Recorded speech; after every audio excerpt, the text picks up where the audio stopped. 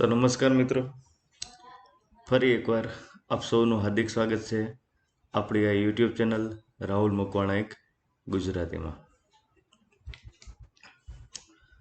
તો મિત્રો, હાલની તારીખે ઘણા બધા વિદ્યાર્થીઓ મિત્રો આ યુટ્યુબ ચેનલમાં જોઈન થઈ ગયા છે અને મારા દ્વારા અપલોડ કરવામાં આવતા અલગ અલગ પ્રકારના વિડીયો જેવા કે ગુજરાતી વ્યાકરણ, ગુજરાતી ભાષા અને ગુજરાતી સાહિત્યના વિડીયોનો એ લોકો લાભ પણ લઈ રહ્યા છે।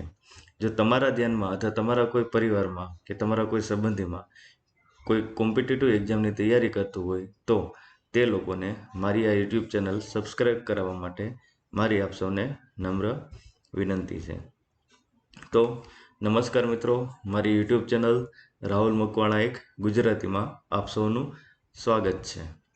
જો તમે આ ચેનલ પર નવા છો તો મારી આ યુટ્યુબ ચેનલને સબસ્ક્રાઈબ કરીને નોટિફિકેશન માટેનું બેલ આઇકોન દબાવી દો, જેથી મારા દ્વારા અપલોડ કરવામાં આવતા વિડીયોની આપને સરળતાથી નોટિફિકેશન મળી રહે। અને જેવી રીતે હું તમને દરેક વિડીયોમાં જણાવું છું કે જ્યારે પણ તમે આ વિડીયો જોઈ રહ્યા હોય ત્યારે એક પેન અને એક બુક અવશ્ય પોતાની સાથે રાખો, જેથી કરીને અગત્યના મુદ્દાઓ અને અગત્યના ઉદાહરણોની સરળતાથી નોંધ કરી શકાય।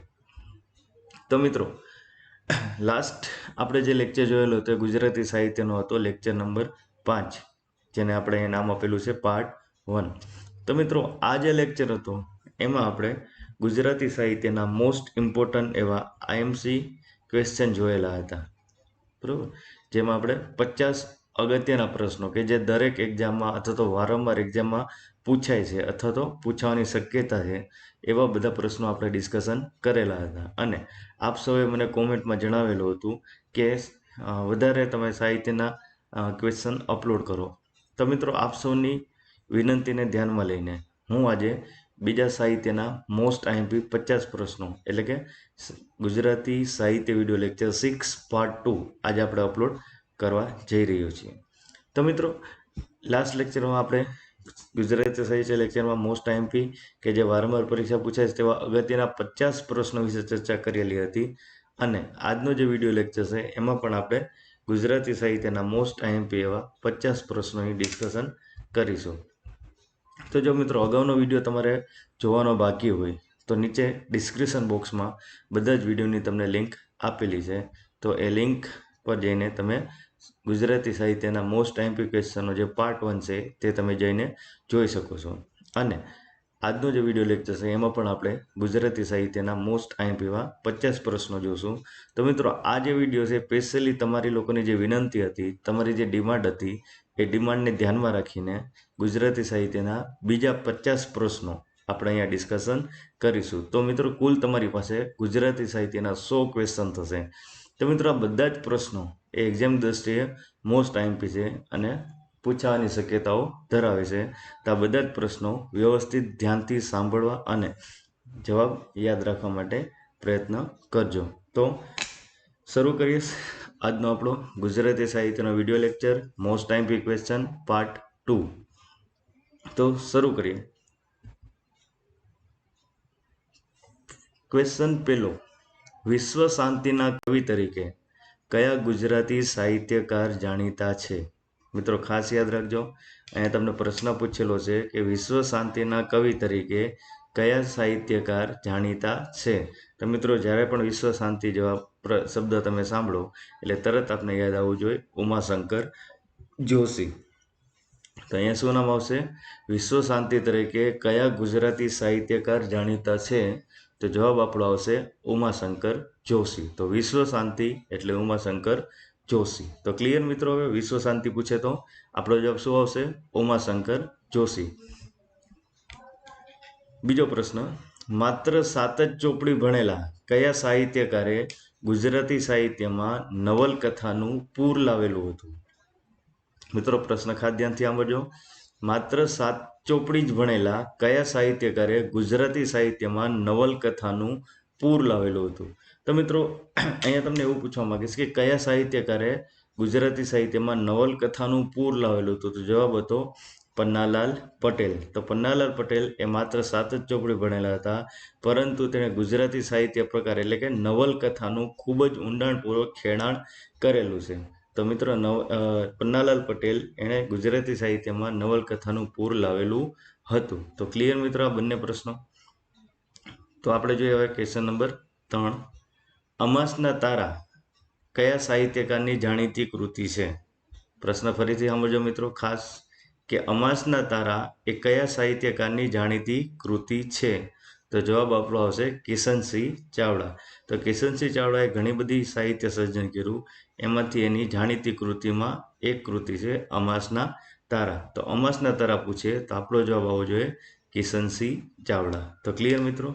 તો આગળ વધીએ આપણે ક્વેશ્ચન નંબર 4 પર. તો ક્વેશ્ચન નંબર 4 પર આગળ વધતા પહેલાં જો મિત્રો તમને આ બધા સાહિત્યના વિડીયો અથવા સાહિત્યના જે પ્રશ્નો આપણે અપલોડ કરીએ એ પ્રશ્નો જો તમને ઉપયોગી થતા હોય તો મારા આ વિડીયોને એક લાઈક કરવા માટે, કોમેન્ટ કરવા માટે, શેર કરવા માટે અને મારી આ યુટ્યુબ ચેનલને સબસ્ક્રાઈબ કરવા માટે મારી તમને નમ્ર વિનંતી છે. બીજું કે આ બધા જ પ્રશ્નો અલગ અલગ બુકમાંથી બનાવેલા છે અને આ બધા જ પ્રશ્નો જો તમે એક જ બુકમાં જોવા માંગતા હોય તો મારી બુકમાં પણ જે આપણે મારા દ્વારા પબ્લિશ થયેલી છે એ બુકમાં પણ આ બધા પ્રશ્નો મેં આપેલા છે. તો આ બુક તમારે જો હજી વસાવવાની બાકી હોય તો તમે એ બુક વસાવી શકો છો, જેના માટેની લિંક તમને નીચે ડિસ્ક્રિપ્શન બોક્સમાં આપેલી છે. તો ક્લિયર મિત્રો. અમાસના તારા એ કયા સાહિત્યકારની જાણીતી કૃતિ છે? તો અમાસના તારા આવે એટલે શું યાદ રાખશો આપણે? કિશનસિંહ ચાવડા. તો ક્લિયર મિત્રો. તો ક્વેશ્ચન 4 પર આગળ વધીએ. નીચેનામાંથી કયા સાહિત્યકારે ગુજરાતી સાહિત્ય પરિષદની સ્થાપના કરી? શું પૂછેલો છે મિત્રો તમે પ્રશ્ન? નીચેનામાંથી કયા સાહિત્યકારે ગુજરાતી સાહિત્ય પરિષદની સ્થાપના કરી હતી? તો અહીંયા તમને શું પૂછ્યું? સાહિત્ય પરિષદ. તો જવાબ આપણો આવશે રણજીતરામ વાવારામ મહેતા. તો રણજીતરામ વાવારામ મહેતાએ જે સાહિત્ય સભાની અથવા સાહિત્ય સંસ્થાની સ્થાપના કરી તેનું નામ હતું સાહિત્ય પરિષદ. શું નામ હતું મિત્રો? ગુજરાતી સાહિત્ય પરિષદ. તો પ્રશ્ન તમને આ રીતનો પૂછાય કે નીચેનામાંથી કયા સાહિત્યકારે ગુજરાતી સાહિત્ય પરિષદની સ્થાપના કરી? તો જવાબ આપણો આવશે રણજીતરામ વાવારામ મહેતા. અથવા આ જ પ્રશ્ન તમને ટ્વિસ્ટ કરીને પૂછવો હોય તો રણજીતરામ વાવારામ મહેતાએ કઈ સાહિત્ય સંસ્થાની સ્થાપના કરી? તો જવાબ આપણો આવશે ગુજરાતી સાહિત્ય પરિષદ. તો ક્લિયર મિત્રો. હવે ગુજરાતી સાહિત્ય પરિષદ આવે તો રણજીતરામ વાવારામ મહેતા. તો આગળ વધીએ આપણા આજના ક્વેશ્ચન નંબર 5 પર. તો ક્વેશ્ચન નંબર 5 એવો છે કે નીચેનામાંથી કયા સાહિત્યકાર મધ્યકાલીન ગુજરાતી સાહિત્યના છેલ્લા પ્રતાપી કવિ છે? શું પૂછેલું મિત્રો તમને? નીચેનામાંથી કયા સાહિત્યકાર મધ્યકાલીન ગુજરાતી સાહિત્યના છેલ્લા પ્રતાપી કવિ તરીકે ઓળખાય છે? એટલે મિત્રો અહીંયા કહેવાનો મતલબ એવો છે કે મધ્યકાલીન જે સાહિત્ય સર્જન થયું એમાં છેલ્લા કયા કવિ હતા જે પ્રતાપી કવિ તરીકે ઓળખાય છે? તો એનો જવાબ છે દયારામ. તો ક્લિયર મિત્રો. આ પ્રશ્ન તમને બીજી એવી રીતે પૂછાય કે મધ્યકાલીન ગુજરાતી સાહિત્યના છેલ્લા લેખકનું નામ જણાવો અથવા છેલ્લા સાહિત્યકારનું નામ જણાવો, તો પણ આપણો જવાબ શું આવશે? દયારામ. ત્રીજો પ્રશ્ન તમને આમાંથી એવો પૂછાય કે ગુજરાતી સાહિત્યમાં મધ્યકાલીન ગુજરાતીના છેલ્લા કવિનું નામ શું હતું? તો પણ જવાબ આપણો આવશે દયારામ. હવે તમને પ્રશ્ન એવો પૂછે કે ગુજરાતી સાહિત્યમાં અર્વાચીન યુગ પહેલાના છેલ્લા સાહિત્યકારનું નામ જણાવો, તો પણ આપણો જવાબ શું આવશે મિત્રો? દયારામ. તો ક્લિયર મિત્રો. આ પ્રશ્ન એક જ છે પરંતુ તમને 3 અલગ અલગ રીતે પૂછાય છે. તો આપણે શું યાદ રાખશું કે મધ્યકાલીન ગુજરાતી સાહિત્યના છેલ્લા પ્રતાપી કવિ તો દયારામ. તો મધ્યકાલીન ગુજરાતી સાહિત્ય હતું અને છેલ્લા કવિ કોણ હતા? તો કે કવિ દયારામ. તો ક્લિયર મિત્રો. તો આગળ વધીએ આપણે આજના ક્વેશ્ચન નંબર 6 પર. ગુજરાતી સાહિત્યમાં લોકહિત ચિંતક કવિ. ખાસ યાદ રાખજો મિત્રો, આ પ્રશ્ન એક્ઝામમાં વારંવાર પૂછાય છે, મોસ્ટ ટાઈમ બી છે. તો ગુજરાતી સાહિત્યમાં લોકહિત ચિંતક કવિ તરીકે કોણ ઓળખાય છે? તો જવાબ છે કવિ દલપતરામ. તો કવિ દલપતરામ છે એનું બિરુદ શું છે? તો કે લોકહિત ચિંતક કવિ. તો ક્લિયર મિત્રો. લોકહિત ચિંતક કવિ આવે એટલે આપણો જવાબ શું આવવો જોઈએ? કવિ દલપતરામ. તો આ પ્રશ્ન એવો હતો ગુજરાતી સાહિત્યમાં લોકહિત ચિંતક કવિ તરીકે કોણ ઓળખાય છે? તો જવાબ આપણો આવશે કવિ દલપતરામ. આ પ્રશ્ન તમે બીજી કેવી રીતે પૂછે કે તો કવિ દલપતરામને ગુજરાતી સાહિત્યમાં કયું બિરુદ મળેલું છે? તો શું બિરુદ આવશે? લોકહિત ચિંતક કવિ. તો ક્લિયર મિત્રો. લોકહિત ચિંતક કવિ શબ્દ આવે એટલે આપણે તરત શું યાદ આવવું જોઈએ? કવિ દલપતરામ. તો ક્લિયર? તો આગળ વધીએ આપણા આજના ક્વેશ્ચન નંબર 7 પર. ગુજરાતી સાહિત્યની સૌપ્રથમ મહાનવલકથા સરસ્વતી ચંદ્ર લખવાનો શ્રેય કયા સાહિત્યકારના ફાળે જાય છે? તો મિત્રો મોસ્ટ આઈએમપી તમારો ગુજરાતી સાહિત્યનો પ્રશ્ન કે ગુજરાતી સાહિત્યમાં સૌપ્રથમ મહાનવલકથા સરસ્વતી ચંદ્ર લખવાનો શ્રેય કયા સાહિત્યકારને ફાળે જાય છે? તો જવાબ આપણો આવશે ગોવર્ધનરામ ત્રિપાઠી. તો ક્લિયર મિત્રો? હવે આ જ પ્રશ્ન તમને બીજી કેવી રીતે પૂછાય? તો ગુજરાતી સાહિત્યની સૌપ્રથમ મહાનવલકથાનું નામ જણાવો. આવો તમને પ્રશ્ન પૂછે કે ગુજરાતી સાહિત્યની સૌપ્રથમ મહાનવલકથાનું નામ જણાવો. તો જવાબ આપણો આવશે સરસ્વતી ચંદ્ર. ગુજરાતી સાહિત્યમાં લખાયેલી સૌપ્રથમ મહાનવલકથાના લેખકનું નામ જણાવો. તો આપણો જવાબ આવશે ગોવર્ધનરામ ત્રિપાઠી. ત્રીજો પ્રશ્ન જે તમારી ડિસ્પ્લે પર છે, ગુજરાતી સાહિત્યમાં સૌપ્રથમ મહાનવલકથા સરસ્વતી ચંદ્ર લખવાનો શ્રેય કયા સાહિત્યકારને ફાળે જાય છે? તો જવાબ આપણો શું આવશે મિત્રો? ગોવર્ધનરામ ત્રિપાઠી. તો ક્લિયર મિત્રો? તો ગોવર્ધન ત્રિપાઠીનું ગુજરાતી સાહિત્યમાં અમૂલ્ય ફાળો છે, કારણ કે ગુજરાતી સાહિત્યની સૌપ્રથમ મહાનવલકથા લખવાની ક્રેડિટ કોને મળેલી છે? તો કે ગોવર્ધનરામ ત્રિપાઠીની. કઈ સૌપ્રથમ મહાનવલકથા છે? તો કે સરસ્વતી ચંદ્ર. તો ક્લિયર મિત્રો? આગળ વધીએ આપણે આજના ક્વેશ્ચન નંબર 8 પર. ગુજરાતી સાહિત્યની સૌપ્રથમ મહાનવલકથા સરસ્વતી ચંદ્ર કુલ કેટલા ભાગમાં વિભાજિત છે અથવા કેટલા ભાગમાં વહેંચાયેલી છે? તો આ ખાસ યાદ રાખજો મિત્રો. ગુજરાતી સાહિત્યની સૌપ્રથમ મહાનવલકથા પૂછે તો સરસ્વતી ચંદ્ર, એના લેખક પૂછે તો ગોવર્ધન ત્રિપાઠી. સરસ્વતી ચંદ્ર કેટલા ભાગમાં વહેંચાયેલી છે? તો જવાબ આપણો આવશે કુલ 4 ભાગમાં વહેંચાયેલી છે. તો ક્લિયર મિત્રો? તો આ હતું આપણું મહાનવલકથા જેનું નામ હતું સરસ્વતી ચંદ્ર. લેખક પૂછે તો ગોવર્ધન ત્રિપાઠી. કેટલા ભાગમાં વહેંચાયેલી છે? તો કે 4 ભાગ. તો આગળ વધીએ આપણે આજના ગુજરાતી સાહિત્યના ક્વેશ્ચન નંબર 8 પર. ક્વેશ્ચન નંબર 8 પર આગળ વધતા પહેલા જો મિત્રો તમે ગુજરાતી ભાષાના પણ આવી રીતના પ્રશ્નોની તૈયારી કરવા માંગતા હોય અને તમે એવું ઈચ્છો કે ગુજરાતી ભાષાના પણ આવી રીતે મોસ્ટ આઈએમપી ક્વેશ્ચનનો હું વિડીયો અપલોડ કરું, તો નીચે કોમેન્ટ સેક્શનમાં આપની કોમેન્ટ ચોક્કસથી જણાવજો, જેથી કરીને મને ગુજરાતી ભાષાના આઈએમપી ક્વેશ્ચનનો વિડીયો બનાવવાનો આઈડિયા આવે અથવા તો ખ્યાલ આવે. તો આગળ વધીએ આપણાના ક્વેશ્ચન નંબર 9 પર. કુમુદ અને સુંદરી એ કઈ જાણીતી કૃતિના અગત્યના પાત્રો છે? પ્રશ્ન ફરીવાર સમજો મિત્રો. કુમુદ અને સુંદરી એ કઈ જાણીતી કૃતિના અગત્યના પાત્રો છે? તો જવાબ આવશે સરસ્વતી ચંદ્ર. તો સરસ્વતી ચંદ્ર એના મહાનવલકથા છે, એના 2 જાણીતા પાત્રો એટલે કે કુમુદ અને સુંદરી. તો કુમુદ અને સુંદરી છે એ બંને કઈ નવલકથાના ભાગ છે? તો કે સરસ્વતી ચંદ્ર. હવે મિત્રો આ પ્રશ્ન તો બીજી કેવી રીતે પૂછાય કે કુમુદ અને સુંદરી એ કઈ જાણીતી કૃતિના અમર પાત્રો છે? અમર પાત્રો પૂછે તો પણ આપણો જવાબ શું આવશે? કુમુદ અને સુંદરી એ કઈ કૃતિના અમર પાત્રો છે? તો કે સરસ્વતી ચંદ્ર. તો ક્લિયર મિત્રો? તો આગળ વધીએ આપણા આજના ક્વેશ્ચન નંબર 10 પર. ગોવર્ધનરામ ત્રિપાઠીનું જન્મસ્થળ કયું છે? ગોવર્ધનરામ ત્રિપાઠીનું જન્મસ્થળ કયું છે? તો જવાબ આપણો આવશે નડિયાદ. ક્લિયર મિત્રો? આ પ્રશ્ન તમને બીજી કેવી રીતે પૂછે કે ગોવર્ધનરામ ત્રિપાઠીના જન્મસ્થળનું નામ જણાવો, તો પણ જવાબ આપણો શું આવશે? નડિયાદ.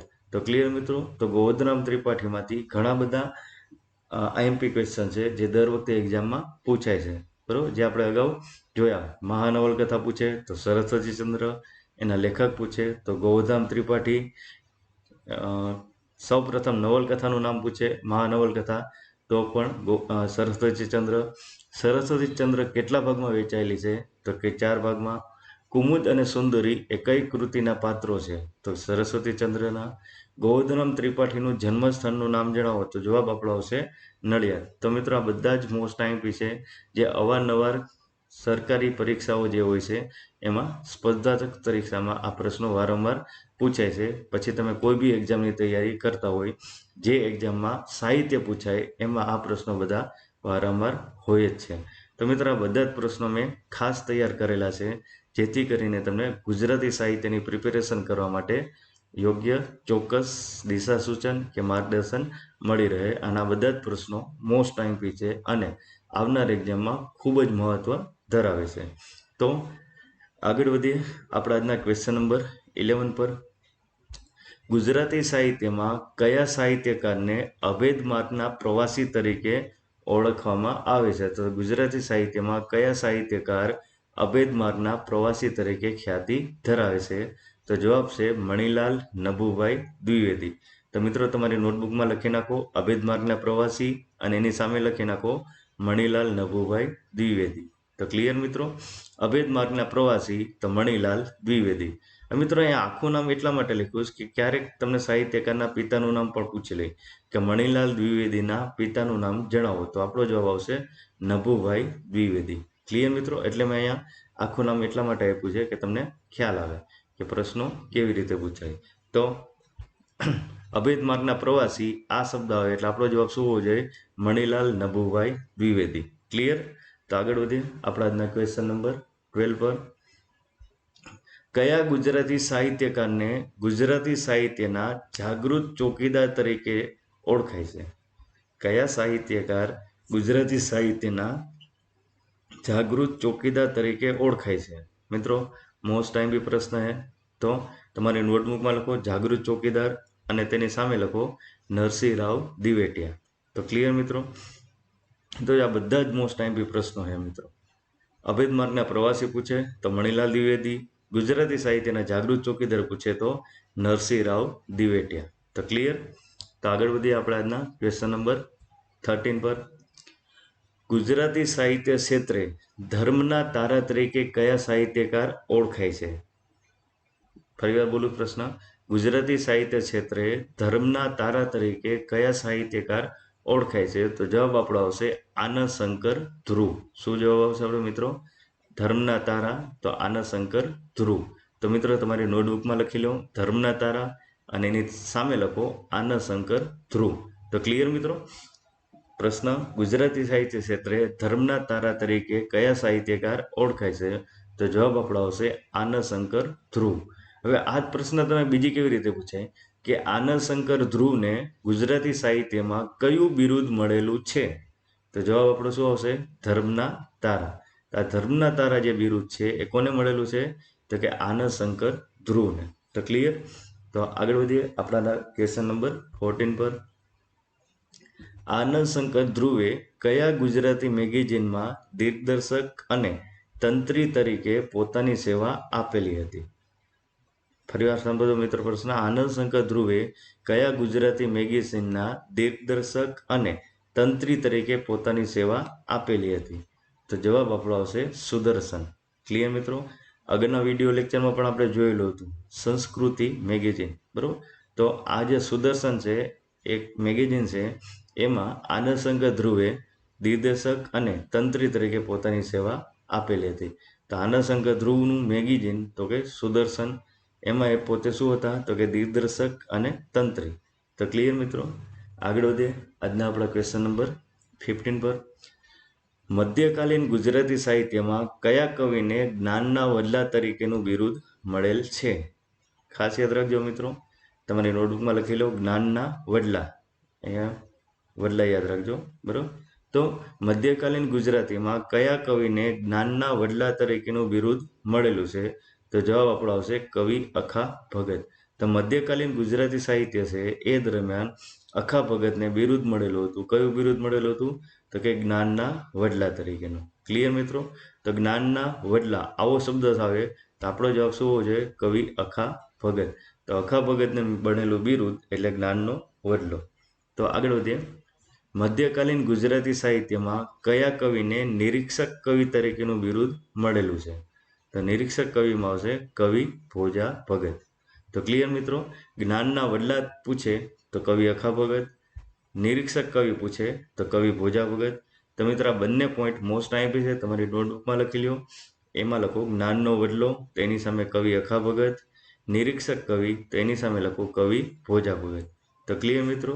આ બંને એક્ઝામમાં વારંવાર આ પ્રશ્નો પૂછાય છે. જ્ઞાનનો વડલો એટલે કવિ અખા ભગત, યાદ રાખી લો, અને નિરીક્ષક કવિ એટલે કવિ ભોજા ભગત. તો કવિ ભોજા ભગત. તો આગળ વધીએ આપણે આજના ક્વેશ્ચન નંબર 17 પર. ઉમાશંકર જોશી અને કવિ સુંદરમે કાવ્ય દીક્ષા કયા ગુજરાતી સાહિત્યકાર પાસેથી મેળવેલી હતી? ખાસ મોસ્ટ ટાઈમ મિત્રો પ્રશ્ન. ઉમાશંકર જોશી અને કવિ સુંદરમે કાવ્ય દીક્ષા કયા ગુજરાતી સાહિત્યકાર પાસેથી મેળવેલી હતી?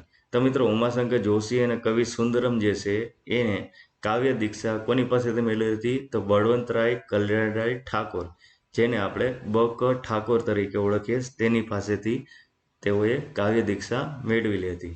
એટલે બળવંતરાય કલ્યાણરાય ઠાકોર એ ઉમાશંકર જોશી અને કવિ સુંદરમ બંનેના શું થયા કહેવાય મિત્રો? ગુરુ થયા કહેવાય. કઈ બાબતમાં? તો કે કાવ્યમાં, કાવ્ય લેખનમાં. ક્લિયર મિત્રો? આ ખાસ યાદ રાખજો કે ઉમાશંકર જોશી અને કવિ સુંદરમે કાવ્ય દીક્ષા કયા ગુજરાતી સાહિત્યકાર પાસેથી મેળવેલ હતી? તો જવાબ આપણો આવશે બળવંતરાય કલ્યાણરાય ઠાકોર, જેને આપણે બ.ક. ઠાકોર તરીકે ઓળખીએ છીએ. તો આગળ વધીએ આપણા આજના ક્વેશ્ચન નંબર 18 પર. ગુજરાતી સાહિત્યમાં કયા સાહિત્યકાર કવિવર તરીકે ઓળખાય છે? તો ખાસ યાદ રાખજો મિત્રો, કવિવર પૂછે તો કવિવરમાં જવાબ આવશે નન્નાલાલ દલપતરામ. બરાબર? તો તમારી નોટબુકમાં લખી નાખો કવિવર, એની સામે લખો નન્નાલાલ દલપતરામ. તો ક્લિયર મિત્રો? ઉમાશંકર જોશી અને સુંદરમે કાવ્ય દીક્ષા કોની પાસેથી મેળવી હતી? તો કે બ.ક. ઠાકોર, બળવંતરાય કલ્યાણરાય ઠાકોર. અને ગુજરાતી સાહિત્યમાં કવિવર પૂછે તો નન્નાલાલ દલપતરામ. તો આગળ વધીએ આપણા આજના ક્વેશ્ચન નંબર 19 પર.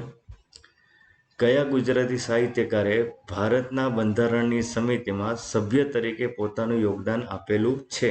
તો મિત્રો મોસ્ટ ટાઈમ બી આ પ્રશ્ન કે કયા ગુજરાતી સાહિત્યકારે ભારતના બંધારણની સમિતિમાં સભ્ય તરીકે પોતાનું યોગદાન આપેલું છે? તો જવાબ આપણો આવશે કનૈયાલાલ મુનશી. તો મિત્રો ખાસ કનૈયાલાલ મુનશીનું આખું નામ પણ યાદ રાખજો, કનૈયાલાલ માણેકલાલ મુનશી, જેને આપણે કમા મુનશી તરીકે ઓળખીએ છીએ. તો કમા મુનશી એટલે કનૈયાલાલ માણેકલાલ મુનશી. આખું નામ યાદ રાખવાનું કારણ એ છે મિત્રો કે ક્યારેક તમને કનૈયાલાલ મુનશીના પિતાનું નામ પણ પૂછે છે, તો તમને ખ્યાલ હોવો જોઈએ કનૈયાલાલ માણેકલાલ મુનશી. જેમ બ.ક. ઠાકોરમાં બળવંતરાય કલ્યાણરાય ઠાકોર, તેમ આ પણ તમને આખું નામ યાદ હોવું જોઈએ, કનૈયાલાલ માણેકલાલ મુનશી. તો ક્લિયર મિત્રો? તો કનૈયાલાલ મુનશી જે છે એણે ભારતના બંધારણની સમિતિમાં સભ્ય તરીકે પોતાનું યોગદાન આપેલું છે. તો ક્લિયર મિત્રો? બંધારણ સમિતિના સભ્ય પૂછે તો આપણો જવાબ શું હોવો જોઈએ? કનૈયાલાલ માણેકલાલ મુનશી. તો આગળ વધીએ ક્વેશ્ચન નંબર 20 પર. કાક અને મંજરી આ કઈ કૃતિના જાણીતા પાત્રો છે?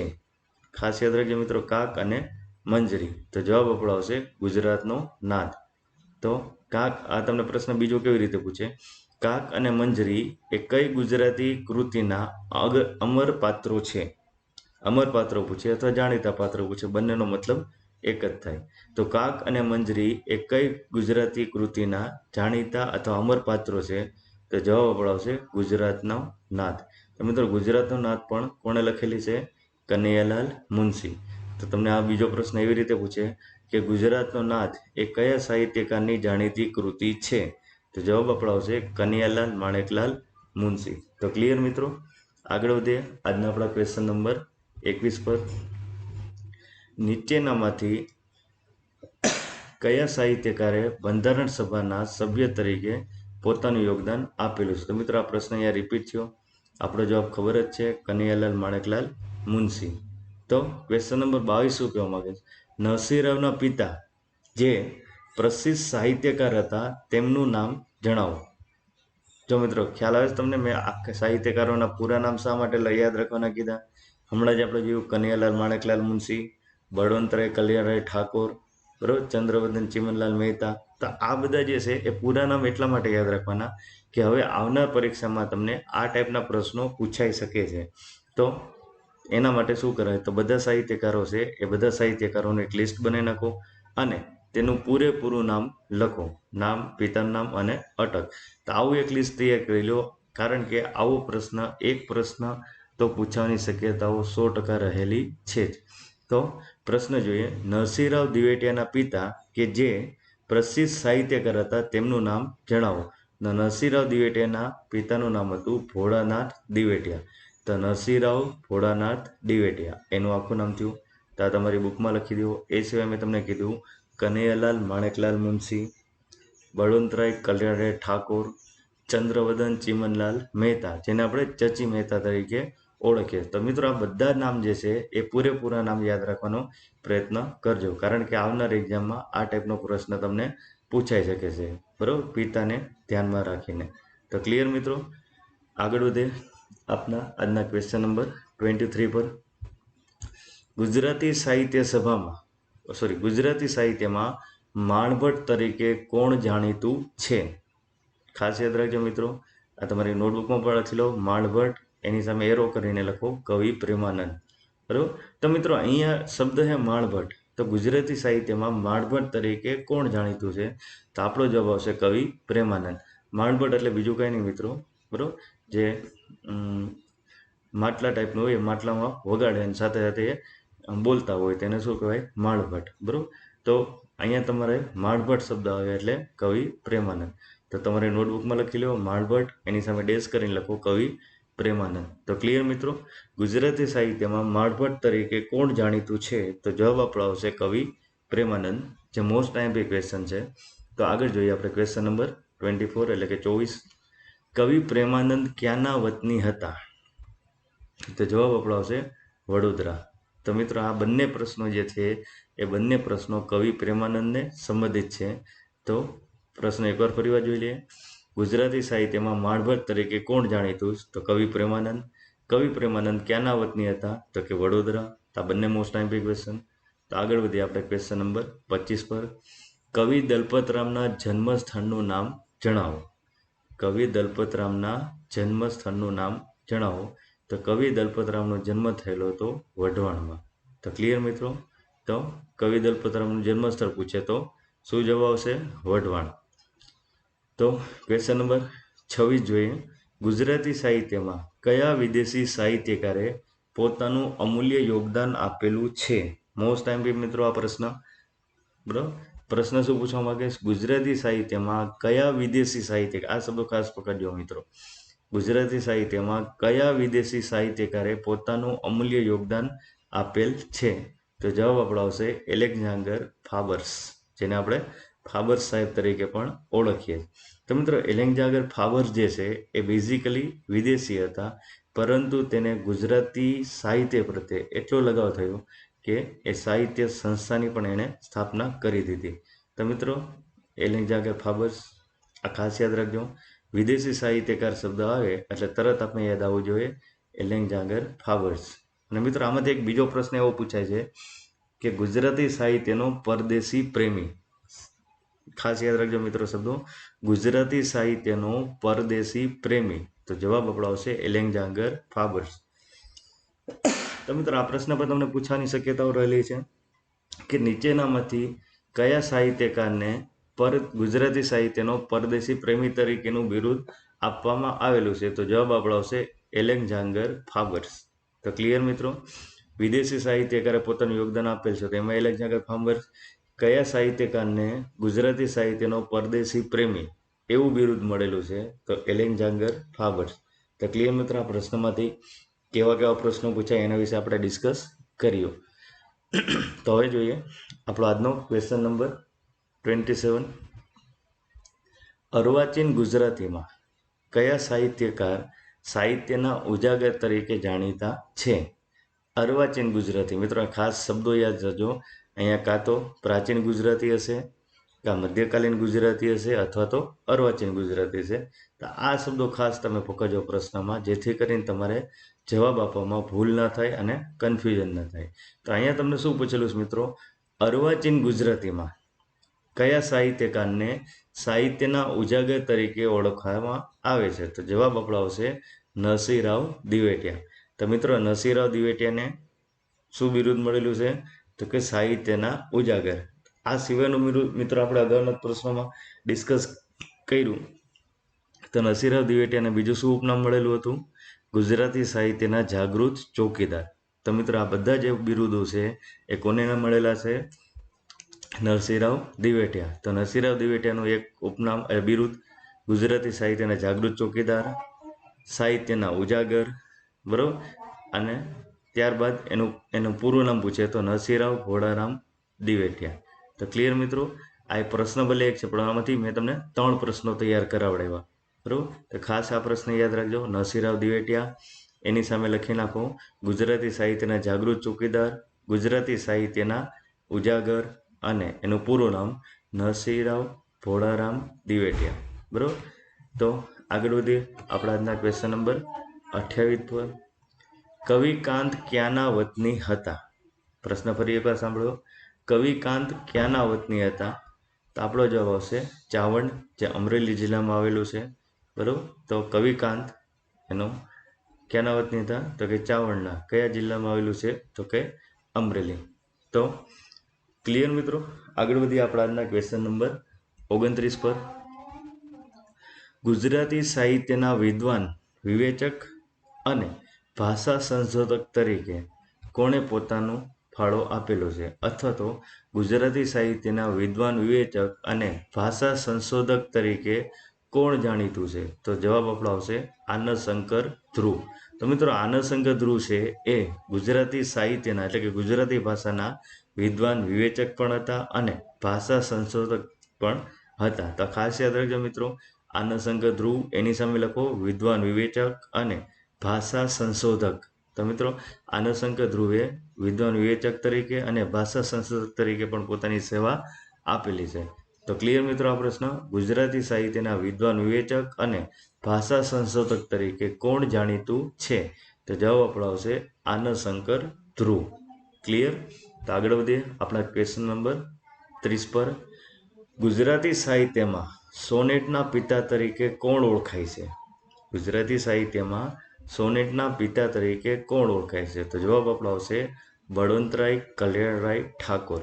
આપણા અગાઉ જ નામ આ ડિસ્કસ થઈ ગયું, બ.ક. ઠાકોર. તો પ્રશ્ન ફરી એકવાર સાંભળો મિત્રો. ગુજરાતી સાહિત્યમાં સોનેટના પિતા તરીકે કોણ ઓળખાય છે? તો જવાબ આપણો આવશે બળવંતરાય કલ્યાણરાય ઠાકોર. તો ક્લિયર મિત્રો? હવે આ જ પ્રશ્ન તમે બીજી કેવી રીતે પૂછે કે ગુજરાતી સાહિત્યમાં સોનેટ લખવાની શરૂઆત કોણે કરી? પ્રશ્ન ખાસ સાંભળજો મિત્રો. ગુજરાતી સાહિત્યમાં સોનેટ લખવાની શરૂઆત કોણે કરી? તો જવાબ આપણો આવશે બ.ક. ઠાકોર. આ જ પ્રશ્ન તમે ત્રીજો એવું પૂછે કે ગુજરાતી સાહિત્યમાં સોનેટના જનક તરીકે કોણ ઓળખાય છે? તો પણ જવાબ આપણો આવશે બળવંતરાય કલ્યાણરાય ઠાકોર. ત્રીજો પ્રશ્ન તમને આમાંથી એવો પૂછાય કે ગુજરાતી સાહિત્યમાં સોનેટ સાહિત્ય પ્રકારનું ખેડાણ કોણે કર્યું? તો પણ જવાબ આપણો આવશે બળવંતરાય કલ્યાણરાય ઠાકોર. તો મિત્રો અહીંયા પ્રશ્ન એક છે પરંતુ એ 4 અલગ અલગ રીતે પૂછાય છે, બરાબર, જે આપણે ડિસ્કસ કર્યું. પરંતુ સોનેટ શબ્દ આવે એટલે આપણે યાદ આવવું જોઈએ બળવંતરાય કલ્યાણરાય ઠાકોર. તો ક્લિયર મિત્રો? તો સોનેટ એની સામે લખી નાખો બળવંતરાય કલ્યાણરાય ઠાકોર. તો આગળ વધીએ આપણા આજના ક્વેશ્ચન નંબર 31 પર. ગુજરાતી સાહિત્યમાં પ્રાણવંતો પૂર્વજ તરીકે કોણ જાણીતું છે? ખાસ શબ્દ યાદ રાખજો મિત્રો, પ્રાણવંતો પૂર્વજ. તો ગુજરાતી સાહિત્યમાં પ્રાણવંતો પૂર્વજ તરીકે કોણ જાણીતું છે? તો જવાબ આપણો આવશે કવિ નર્મદ. તો ક્લિયર મિત્રો? Question number 32. કયા ગુજરાતી સાહિત્યકારે નર્મદને પ્રાણવંતો પૂર્વજ તરીકે ઓળખાવેલ છે? તો મિત્રો અહીંયા મેં તમને યાદ રખાયું કે પ્રાણવંતો પૂર્વજ આવું પૂછે તો જવાબ આપણો આવશે કવિ નર્મદ. પરંતુ કયા સાહિત્યકારે કવિ નર્મદને પ્રાણવંતો પૂર્વજ તરીકેનું બિરુદ આપેલું છે અથવા તો પ્રાણવંતો પૂર્વજ તરીકે ઓળખાવેલ છે? તો જવાબ આપણો આવશે કનૈયાલાલ માણેકલાલ મુનશી. તો ક્લિયર મિત્રો? હવે નર્મદ એની સામે લખો પ્રાણવંતો પૂર્વજ, પરંતુ એને પ્રાણવંતો પૂર્વજ તરીકેનું બિરુદ કોણે આપ્યું એવું પૂછે તો જવાબ આપણો આવશે કનૈયાલાલ માણેકલાલ મુનશી, એટલે કે કમા મુનશી. તો આઈ હોપ કે આ 2 પ્રશ્નો તમારે હવે ક્લિયર થઈ ગયા છે. તો મિત્રો આ બધા જ પ્રશ્નો મોસ્ટ આઈએમપી છે, જે પ્રશ્નો તમારી નોટબુકમાં ખાસ લખજો જેથી કરીને તમને આવનાર પરીક્ષામાં ગુજરાતી સાહિત્યના પ્રશ્નો ઇઝીલી સોલ્વ કરી શકો. તો ક્લિયર મિત્રો? હવે પ્રાણવંતો પૂર્વજ તો કવિ નર્મદ, પ્રાણવંતો પૂર્વજનું બિરુદ આપનાર પૂછે તો કમા મુનશી, એટલે કે કનૈયાલાલ માણેકલાલ મુનશી. તો આગળ વધીએ આપણા આજના ક્વેશ્ચન નંબર 33 પર. અર્વાચીન ગુજરાતી સાહિત્યમાં ગુજરાતનું ગૌરવ તરીકે કોણ જાણીતું હતું? અર્વાચીન ગુજરાતીમાં ગુજરાતનું ગૌરવ તરીકે કોણ જાણીતું છે? તો જવાબ આપણો આવશે કવિ નર્મદ. તો મિત્રો અહીંયા જો કવિ નર્મદ માટે તમારી પાસે ઘણા વિરુદ્ધ થઈ ગયા, જે આપણે અગાઉ પણ જોયું. પ્રાણવંતો પૂર્વજ પૂછે તો પણ કવિ નર્મદ, ગુજરાતનું ગૌરવ પૂછે તો પણ કવિ નર્મદ. તો આ બધા જ પોઈન્ટ તમારી નોટબુકમાં લખી લેજો. ક્લિયર મિત્રો? હવે તો પ્રાણવંતો પૂર્વજ પૂછે તો પણ આપણો જવાબ કવિ નર્મદ આવશે. ગુજરાતનું ગૌરવ એવું પૂછે તો પણ આપણો જવાબ શું આવશે? કવિ નર્મદ. પ્રાણવંતો પૂર્વજનું બિરુદ આપનાર પૂછે તો કનૈયાલાલ, માણેકલાલ, મુનશી. તો આઈ હોપ કે આ બધા જ પ્રશ્નો જે કન્ફ્યુઝન કરે એવા છે બધા પ્રશ્નો તમારે ક્લિયર થતા જતા હશે. તો આગળ વધીએ આજના આપણા ક્વેશ્ચન નંબર 34 પર. ગુજરાતી સાહિત્યમાં કયા સાહિત્યકાર અર્વાચીનના આદ્ય તરીકે ઓળખાય છે? પ્રશ્ન ફરીવાર બોલું છું મિત્રો. ગુજરાતી સાહિત્યમાં કયા સાહિત્યકાર અર્વાચીનમાં આદ્ય તરીકે ઓળખાય છે? તો જવાબ આપણો આવશે કવિ નર્મદ. તો મિત્રો અર્વાચીનના આદ્ય તરીકેનું બિરુદ પણ કોને મળેલું છે? કવિ નર્મદ. તો અહીંયા જો મિત્રો તમારી પાસે કવિ નર્મદના 3 અલગ અલગ બિરુદ થઈ ગયા. તો તમારી નોટબુકમાં લખો કવિ નર્મદ, એની સામે લખો પ્રાણવંતો પૂર્વજ, એમાં કૌંસમાં લખો કનૈયાલાલ, માણેકલાલ, મુનશી. ગુજરાતનું ગૌરવ બીજો પોઈન્ટ. બીજું બિરુદ કયું મળેલું છે મિત્રો એને? ગુજરાતનું ગૌરવ. ત્રીજું બિરુદ એનું મળેલું છે અર્વાચીનના આદ્ય. તો અહીંયા જો મિત્રો કવિ નર્મદના તમારી પાસે 3 બિરુદ થઈ ગયા. પ્રાણવંતો પૂર્વજ કોણે આપેલું છે આ બિરુદ? તો કે કનૈયાલાલ, માણેકલાલ, મુનશી. બીજું બિરુદ ગુજરાતનું ગૌરવ. ત્રીજું બિરુદ કયું મળેલું છે? તો કે અર્વાચીનના આદ્ય. તો મિત્રો આ ખાસ 3 બિરુદ યાદ રાખજો, કારણ કે આ 3 બિરુદ એક્ઝામમાં વારંવાર પૂછાય છે. બરોબર? તો આગળ વધીએ આપણા આજના ક્વેશ્ચન નંબર 35 પર. કવિ દલપતરામે ફાબર સાહેબ સાથે મળીને કઈ ગુજરાતી સાહિત્ય સંસ્થાની સ્થાપના કરી? ખાસ યાદ રાખજો મિત્રો, દલપતરામ અને ફાબર સાહેબે ભેગા મળીને ગુજરાતી સાહિત્ય સંસ્થાની સ્થાપના કરી હતી, જેનું નામ હતું ગુજરાત વર્નાક્યુલર સોસાયટી. શું હતું મિત્રો નામ? Gujarat vernacular society. તો જેની સ્થાપના કોણે કરી હતી? તો કવિ દલપતરામ અને ફાબર સાહેબે. તો ક્લિયર મિત્રો? કવિ દલપતરામ અને ફાબર સાહેબે સાથે મળીને કઈ ગુજરાતી સાહિત્ય સંસ્થાની સ્થાપના કરેલ હતી? તો જવાબ આપણો આવશે ગુજરાત વર્નાક્યુલર સોસાયટી. હવે મિત્રો આ જ પ્રશ્ન તમને ફેરવીને પૂછો તો કેવી રીતે પૂછે? તો નીચેનામાંથી કયા સાહિત્યકારે ગુજરાત વર્નાક્યુલર સોસાયટીની સ્થાપના કરી? તો આપણે ઓપ્શનમાં જોવાનું કવિ દલપતરામ અને ફાબર સાહેબ. ક્લિયર મિત્રો? તો ગુજરાત વર્નાક્યુલર સોસાયટીની સ્થાપના 2 સાહિત્યકારોએ કરેલી હતી, જેમાં એક કવિ દલપતરામ અને બીજું છે ફાબર સાહેબ. તો મિત્રો ફાબર સાહેબનો પ્રશ્ન આપણે અગાઉ પણ જોઈ ગયા, જેનું પૂરું નામ હતું એલેક્ઝાન્ડર ફાબર્સ, જેને શું બિરુદ મળેલું હતું? ગુજરાતી સાહિત્યનો પરદેશી પ્રેમી. તો મિત્રો આ બધા પોઈન્ટ યાદ રાખજો, કારણ કે આ બધા જ પ્રશ્નો આઈએમપી છે. બરોબર? ગુજરાતી સાહિત્યનો પરદેશી પ્રેમી આવું પૂછે તો ફાબર સાહેબ. ક્લિયર? તો આગળ વધીએ આપણા આજના ક્વેશ્ચન નંબર 36 પર. કવિ દયારામે કયા ગુજરાતી સાહિત્ય પ્રકારમાં પોતાનું અમૂલ્ય યોગદાન આપેલ છે? કવિ દયારામે કયા ગુજરાતી સાહિત્ય પ્રકારમાં પોતાનું અમૂલ્ય યોગદાન આપેલ છે? તો જવાબ આપણો આવશે ગરબી. ક્લિયર મિત્રો? હવે આ પ્રશ્ન તમે બીજી રીતે પૂછવો હોય તો નીચેનામાંથી કયા સાહિત્યકારને ગરબી સાહિત્ય પ્રકારના શરૂઆત કરી? તો જવાબ આપણો શું આવશે? દયારામ. આ પ્રશ્ન તમે ત્રીજી રીતે પૂછવો હોય તો કવિ દયારામ દ્વારા લખાયેલી સાહિત્ય કૃતિનો પ્રકાર જણાવો.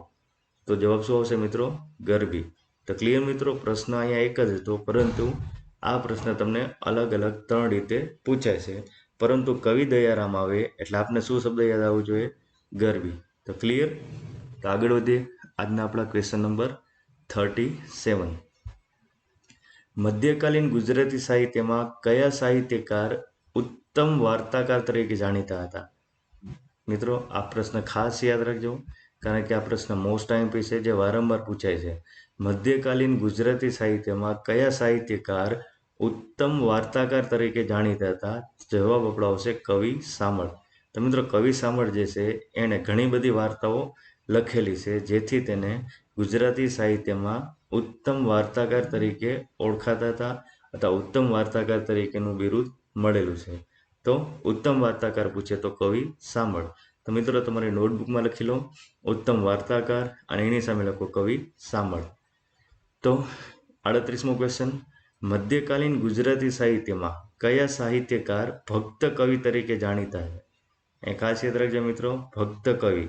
તો ભક્ત કવિ પૂછે તો કવિ દયારામ.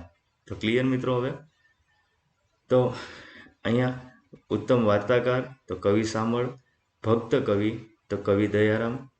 ક્લિયર મિત્રો? તો આગળ વધીએ આપણે આજના ક્વેશ્ચન નંબર 39 ઉપર. 39 ઉપર વધતા પહેલા મિત્રો, જો આ બધા જ પ્રશ્નો તમને ઉપયોગી હોય અને તમને આ બધા પ્રશ્નો માહિતીવાળા લાગે અથવા તો તમને અગત્યના લાગે અથવા તો આ વિડીયો તમને ઉપયોગી લાગતો હોય તો એટલીસ્ટ આ વિડીયોને એક લાઈક કરવા માટે અને કોમેન્ટ કરવા માટે મારી તમને નમ્ર વિનંતી છે. કારણ કે આ વિડીયો બનાવવા માટે પણ મેં ઘણી મહેનત કરેલી છે, તો એટલીસ્ટ એક લાઈકની તો હું એક્સપેક્ટેશન રાખી શકું છું. અને બીજી વસ્તુ કે જો મિત્રો તમે ગુજરાતી ભાષાના પણ આવી રીતે પ્રેક્ટિસ કરવા માગતા હોય તો નીચે કોમેન્ટ સેક્શનમાં ચોક્કસથી જણાવો, જેથી કરીને ગુજરાતી ભાષાના પણ મોસ્ટ ટાઈમ પ્રશ્નોનો આપણે આવી રીતે વિડીયો બનાવીને અપલોડ કરી શકીએ. તો ક્લિયર મિત્રો? તો આગળ વધીએ આપણા આજના ક્વેશ્ચન નંબર 39 પર. ગુજરાતી સાહિત્યમાં કયા સાહિત્યકાર જ્ઞાની કવિ તરીકે ઓળખાય છે? કયો શબ્દ આવ્યો મિત્રો અહીંયા? જ્ઞાની કવિ. તો જવાબ આપણો આવશે કવિ અખા ભગત. ક્લિયર મિત્રો? જ્ઞાની કવિ તો અખા ભગત. તો આ તમારી નોટબુકમાં લખી લો જ્ઞાની કવિ, એની સામે લખો કવિ અખા ભગત. તો મિત્રો આની પહેલા પણ આપણે અગાઉ એક પ્રશ્ન જોયો. શું બિરુદ મળેલું હતું મિત્રો અખા ભગતને? જ્ઞાનનો વડલો. ક્લિયર મિત્રો? તો કવિ અખા ભગત, એની સામે એરો કરીને લખો જ્ઞાની કવિ, જ્ઞાનનો વડલો. તો મિત્રો આ બધા જે બિરુદો છે એ બિરુદો કોને મળેલા છે? તો કે કવિ અખા ભગત. તો ક્લિયર મિત્રો? કવિ અખા ભગત એટલે જ્ઞાની કવિ અને જ્ઞાનનો વડલો. તો આ બંને બિરુદ કોને મળેલા? કવિ અખા ભગતને. તો ક્લિયર? આગળ વધીએ આપણા આજના ક્વેશ્ચન નંબર 14 પર. ગુજરાતી સાહિત્યમાં કયા સાહિત્યકાર મહાકવિ તરીકે ઓળખાય છે? ખાસ યાદ રાખજો મિત્રો, મહાકવિ તો પ્રેમાનંદ, ભક્ત કવિ તો દયારામ. બરાબર? આ બધા પ્રશ્નો મોસ્ટ આઈએમપી છે અને કન્ફ્યુઝન પણ કર્યા છે. બરાબર? મહાકવિ પૂછે તો પ્રેમાનંદ, ભક્ત કવિ પૂછે તો દયારામ. ક્લિયર મિત્રો? અને પ્રેમ ભક્તિ પૂછે તો આપણે જે અગાઉ પ્રશ્ન ડિસ્કસ થઈ ગયો છે નન્નાલાલ. તો ક્લિયર મિત્રો? હવે તો કવિ અખા ભગત, એમાં આપણે શું યાદ રાખશું? જ્ઞાની કવિ અને જ્ઞાનનો વડલો. ભક્ત મહાકવિ પૂછે તો કવિ પ્રેમાનંદ. તો પ્રેમાનંદને બિરુદ મળેલું હતું મહાકવિ. તો હવે આ જ પ્રશ્ન તમને બીજો એવી રીતે પૂછે કે નીચેનામાંથી કયા સાહિત્યકાર મહાકવિ તરીકેનું બિરુદ ધરાવે છે? તો જવાબ આપણો આવશે કવિ પ્રેમાનંદ. તો ક્લિયર મિત્રો? આગળ વધીએ આપણા આજના ક્વેશ્ચન નંબર 41 પર. ગુજરાતી સાહિત્યમાં આદિ કવિ તરીકેનું બિરુદ કયા સાહિત્યકારને મળેલું છે? શું છે મિત્રો? ગુજરાતી સાહિત્યમાં આદિ કવિ તરીકેનું બિરુદ કયા સાહિત્યકારને મળેલું છે? તો જવાબ આપણો આવશે નરસિંહ મહેતા. તો મિત્રો નરસિંહ મહેતાને ગુજરાતી સાહિત્યમાં કયું બિરુદ મળેલું હતું? આદિ કવિ. આ જ પ્રશ્ન તમને બીજો એવી રીતે પૂછે કે નીચેનામાંથી કયા સાહિત્યકારને આદ્ય કવિ તરીકેનું બિરુદ મળેલું હતું? તો પણ જવાબ આપણો આવશે નરસિંહ મહેતા. તો મિત્રો નરસિંહ મહેતા તમારી નોટબુકમાં લખો અને એની સામે લખો આદિકવિ અને આદ્ય કવિ. બરાબર? તો આ બંને બિરુદ કોને મળેલા હતા? તો કે કવિ નરસિંહ મહેતાને. તો ક્લિયર મિત્રો? નરસિંહ મહેતા પૂછે તો આદિકવિ અને આદ્ય કવિ. તો આઈ હોપ કે હવે તમારે આ પ્રશ્ન ક્લિયર થઈ ગયો હશે. તો આગળ વધીએ આપણા આજના ક્વેશ્ચન નંબર 42 પર. ગુજરાતી સાહિત્યમાં કયા સાહિત્યકારને પ્રેમ દીવાની તરીકે ખ્યાતિ મેળવેલ છે? તો મિત્રો ગુજરાતી સાહિત્યમાં કયા સાહિત્યકારને પ્રેમ દીવાની તરીકે ખ્યાતિ મેળવેલ છે? તો જવાબ આવશે આપણો મીરાબાઈ. તો મીરાબાઈ જે છે એને પ્રેમ દીવાની તરીકેનું બિરુદ મળેલું છે. તો તમારી નોટબુકમાં લખો મીરાબાઈ, એની સામે ડેશ કરીને લખો પ્રેમ દીવાની. તો ક્લિયર મિત્રો? આ બધા જે બિરુદો છે એ ખાસ યાદ રાખજો. પ્રેમ દીવાની તો મીરાબાઈ, આદિકવિ તો નરસિંહ મહેતા, મહાકવિ તો પ્રેમાનંદ, ભક્ત કવિ તો દયારામ તો મિત્રો આ બધા જે બિરુદો છે એ બધા બિરુદો ખાસ યાદ રાખજો, કારણ કે આ બધા બિરુદો એવા છે કે જે તમને કન્ફ્યુઝ કરે છે. પરંતુ એક્ઝામમાં આ પ્રશ્નો ડેફિનેટલી હોય જ છે. અલગ અલગ જે ગવર્મેન્ટ એક્ઝામ હોય છે જેમાં ગુજરાતી પૂછાય છે, ગુજરાતી સાહિત્ય પૂછાય છે, એમાંથી આ બધા પ્રશ્નો તૈયાર કરેલા છે અને આ પ્રશ્નો વારંવાર એક્ઝામમાં હોય છે. તો મિત્રો આ બધા જ પ્રશ્નો તમારા માટે મોસ્ટ આઈએમપી છે. તો ક્લિયર મિત્રો? પ્રેમ દીવાની તરીકે ખ્યાતિ મેળવનાર મીરાબાઈ. તો આગળ વધીએ આપણા ક્વેશ્ચન નંબર 43 પર. ગુજરાતી સાહિત્યમાં પ્રજ્ઞાચક્ષુ સાહિત્યકાર તરીકે કોણ હતા, અથવા તો પ્રજ્ઞાચક્ષુ સાહિત્યકાર કોણ છે? તો જવાબ આપણો આવશે પંડિત સુખલાલજી.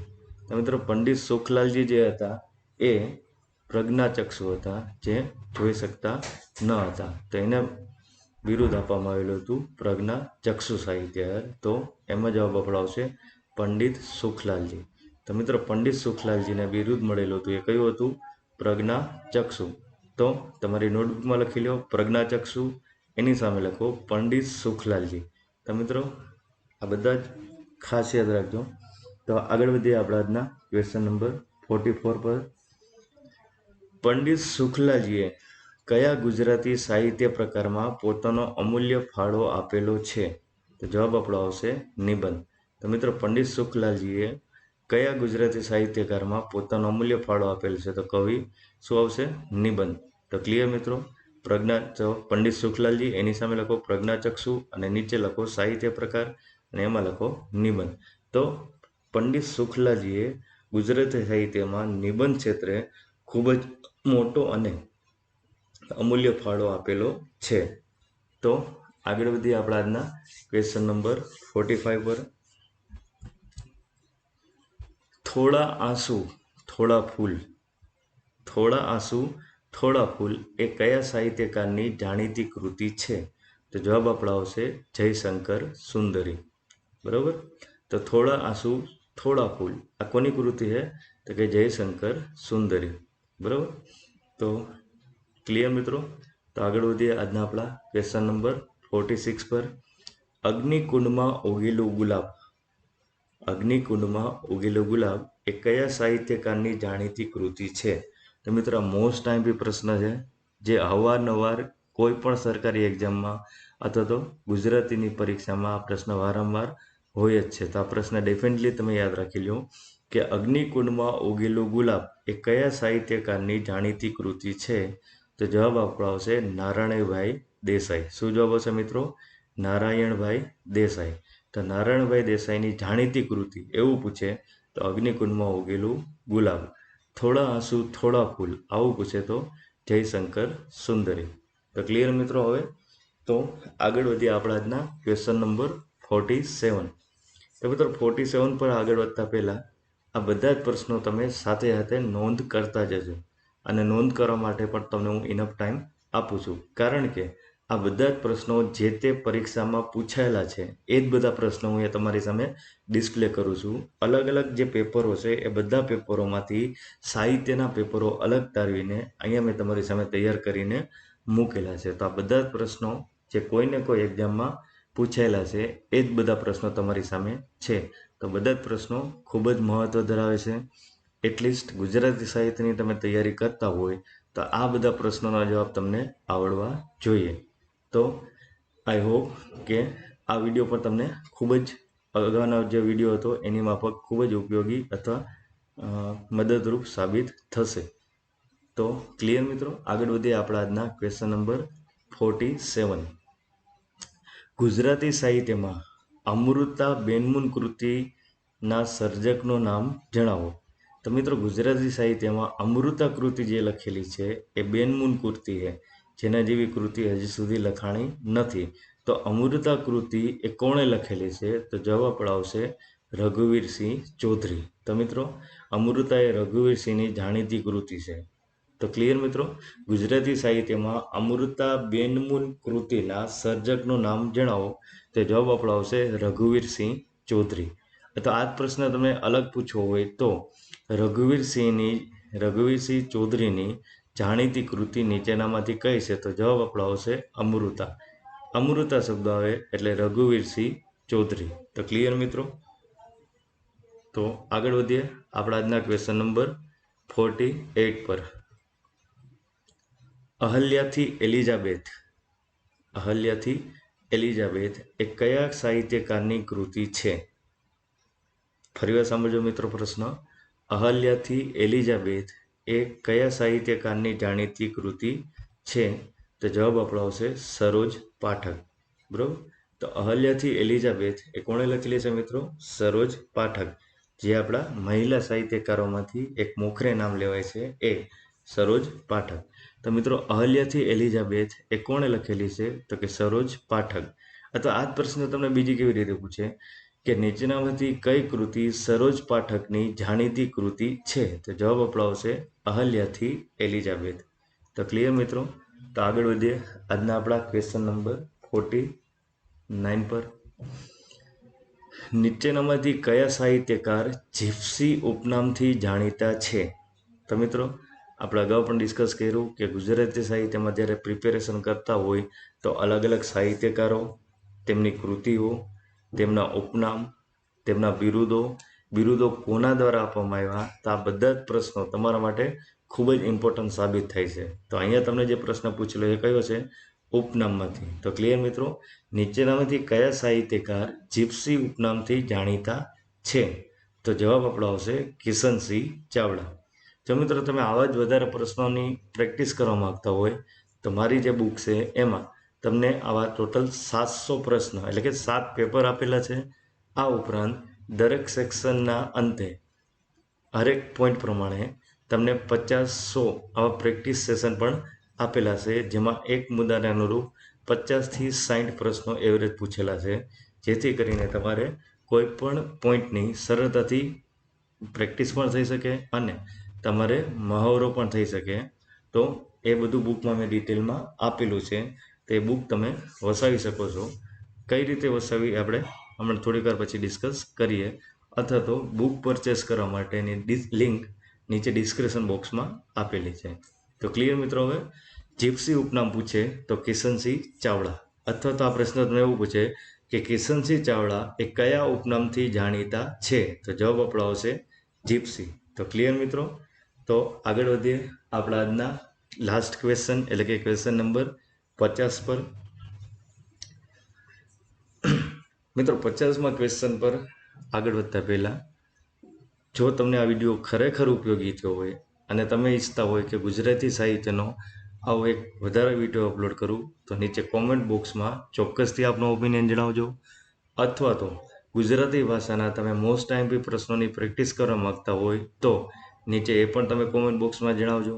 અને છેલ્લે આ વિડીયોને 1 લાઈક તો ચોક્કસથી આપજો, જેથી કરીને આપના દ્વારામાં આપવામાં આવતી 1 લાઈક મને આવા વધુમાં વધુ સારામાં સારા વિડીયો કે જે તમને ઉપયોગી અને મદદરૂપ થાય એવા વિડીયો બનાવવા માટેની મને પ્રેરણા કે મોટિવેશન પૂરું પાડે છે. તો તમારી 1 લાઈક એ મારા માટે મોટિવેશન સાબિતરૂપ થાય છે. તો મારા આ વિડીયોને લાઈક ચોક્કસથી કરજો, ભૂલ્યા વગર લાઈક કરજો, જેથી કરીને હું આવા વધુમાં વધુ સારા ઉપયોગી વિડીયો બનાવી શકું. તો આગળ વધીએ આપણા આજના છેલ્લા ક્વેશ્ચન એટલે કે ક્વેશ્ચન 50. ઉમાશંકર જોશીને પોતાની કઈ કૃતિ માટે જ્ઞાનપીઠ એવોર્ડ મળેલો છે અથવા મળેલો હતો? તો મિત્રો અહીંયા જે એવોર્ડ છે જ્ઞાનપીઠ એવોર્ડ. તો ગુજરાતી સાહિત્યમાં અલગ અલગ ઘણા બધા એવોર્ડ આપવામાં આવે છે. 15થી 16 એવોર્ડ જે ગુજરાતી સાહિત્યમાં આપવામાં આવે છે. તો એમાંથી એક એવોર્ડ એટલે કે જ્ઞાનપીઠ એવોર્ડ. તો ઉમાશંકર જોશીને પોતાની કઈ કૃતિ માટે જ્ઞાનપીઠ એવોર્ડ મળેલો હતો? તો જવાબ આવશે નિશીથ. ખાસ યાદ રાખી લેજો મિત્રો કે ઉમાશંકર દ્વારા લખાયેલી નિશીથ જે રચના છે એને કયો એવોર્ડ મળેલો છે? તો કે જ્ઞાનપીઠ એવોર્ડ. તો મિત્રો જ્ઞાનપીઠ એવોર્ડ જે છે એ ગુજરાતી સાહિત્યનો સર્વોચ્ચ એવોર્ડ ગણવામાં આવે છે. બરાબર?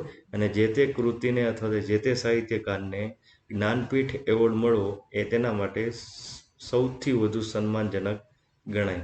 તો ક્લિયર મિત્રો? ઉમાશંકર જોશીને પોતાની કઈ કૃતિ માટે જ્ઞાનપીઠ એવોર્ડ મળેલો હતો? તો જવાબ આપણો આવશે નિશીથ.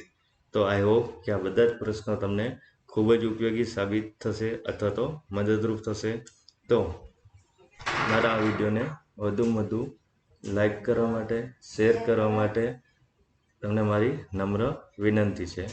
અને જેવી રીતે મેં વિડીયોની શરૂઆતમાં કીધું હતું કે તમે આવા જ પ્રશ્નોની વધારે પ્રેક્ટિસ કરવા માગતા હોય તો આવા બધા જ પ્રશ્નો તમને આ બુકમાં મળી રહેશે, જેથી કરીને તમે આવા બધા જ પ્રશ્નોની પ્રેક્ટિસ કરી શકો અને ડિટેલ એની તૈયારી કરી શકો.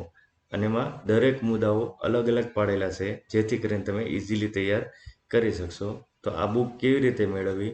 તો આ બુક મેળવવા માટે તમે 9601409876 નંબર ફરી એકવાર બોલું છું, 9601409876 આ નંબર પર કોલ કરીને આપનો ઓર્ડર લખાવી શકો છો. અને વધીમાં વધી 2 થી 3 દિવસમાં આ બુક આપના ઘર સુધી પહોંચી જશે. અને મિત્રો ખાસ કે આ બુક માટેનો કોઈ પણ પ્રકારનો શિપિંગ ચાર્જ તમારી પાસેથી લેવામાં આવતો નથી, એટલે કે ફ્રી ઓફ શિપિંગ આ બુક તમારા ઘર સુધી પહોંચી જશે. આ બુકની પ્રાઇસ છે 350. તો આ મિત્રો આ બધા બુકમાં વ્યવસ્થિત બધા મુદ્દાઓ તમને સેગ્રીગેટ કરેલા આપેલા છે. આ બુક શા માટે લેવી? તો એના માટે મેં એક ડિટેલ વિડીયો બનાવેલો છે, જે તમે ડિસ્ક્રિપ્શન બોક્સમાં જઈને જોઈ શકો છો. તો આજે જ આ બુક તમે વસાવી લો. આ સાથે જણાવવાનું કે જો તમે નર્સિંગની કોમ્પિટિટિવ એક્ઝામની તૈયારી કરતા હોય તો મારી બીજી યુટ્યુબ ચેનલ જેનું નામ છે રાહુલ મકવાણા એક નર્સ, આ યુટ્યુબ ચેનલને આજે જ સબસ્ક્રાઈબ કરો અને બેલ આઇકોન દબાવી દો, જેથી તમને મારા દ્વારા અપલોડ કરવામાં આવતા લેટેસ્ટ વિડીયોની સરળતાથી નોટિફિકેશન મળી રહે. તો મિત્રો આ ચેનલને સબસ્ક્રાઈબ કરો, જેથી કરીને તમારે ગુજરાતીની સાથોસાથ નર્સિંગના સબ્જેક્ટની પણ તૈયારી કરી શકાય. તો આજે જ આ ચેનલને સબસ્ક્રાઈબ કરો, રાહુલ મકવાણા એક નર્સ. તો ત્યાં સુધી આભાર. જો તમે આ ચેનલ પર નવા છો અથવા તો તમે પહેલી વાર આ વિડીયો જોઈ રહ્યા હોય તો મારી આ યુટ્યુબ ચેનલને સબસ્ક્રાઈબ કરીને નોટિફિકેશન માટેનું બેલ આઇકોન દબાવી દો, જેથી મારા દ્વારા અપલોડ કરવામાં આવતા વિડીયોની આપને સરળતાથી નોટિફિકેશન મળી રહે. તો ત્યાં સુધી બધાને best of luck and best reading. તો મિત્રો આવનાર પરીક્ષા ખૂબ જ નજીકના સમયમાં હોઈ શકે છે, તો તમારું રીડિંગ પણ હવે વધવું જોઈએ. તો મળીએ છીએ આવા જ એક નવા વિડીયો સાથે. ત્યાં સુધી બધાને best of luck and best reading. Thank you all of you.